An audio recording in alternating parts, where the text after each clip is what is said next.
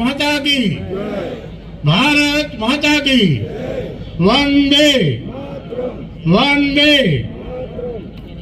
7મી મે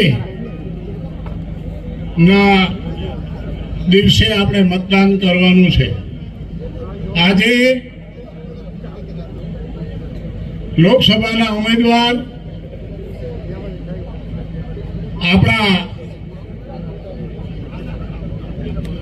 લોકલાડીલા એવા રેખાબેન હમણાં ફોર્મ ભરવા જવાના છે। એ કાર્યક્રમમાં આપણે બધા અહીંયા એકત્રિત થયા છીએ। મિત્રો, એક બે વાત કરવાનું મન થાય। જાતિવાદ ને કોઈ સ્થાન નથી। નરેન્દ્રભાઈ મોદીએ કહ્યું છે આ દેશને દુનિયામાં સર્વશ્રેષ્ઠ દેશ બનાવવો હશે તો આપણે બધાએ ખભે ખભા મિલાવીને કામ કરવું પડશે। આ દેશ આઝાદ થયો હતો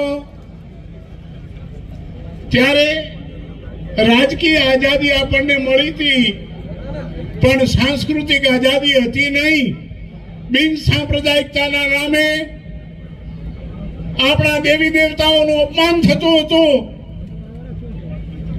આપણું હૃદય રડતું હતું। ભગવાન રામ નું મંદિર બને એના માટે હજારો લોકોએ બલિદાન આપ્યા।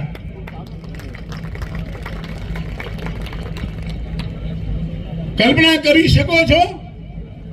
આજે તમામ જગ્યાએ જ્યાં જુઓ ત્યાં તમે જાઓ, જય શ્રી રામ, જય શ્રી રામ, જય શ્રી રામ। દુનિયાની અંદર ભારતનો ડંકો વાગી રહ્યો છે। ગુજરાતના 2 સપૂતો ભારત માતાને એના ગૌરવ તરફ લઈ જઈ રહ્યા છે।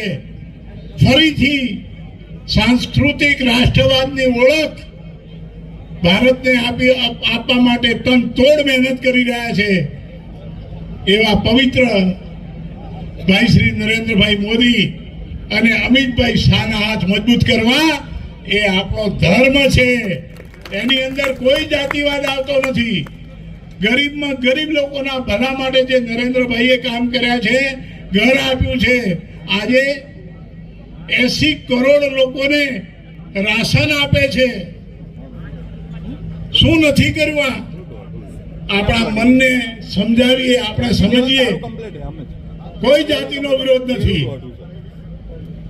જાતિનું બધા આ દેશના નાગરિકોનું કલ્યાણ થાય એના માટે આ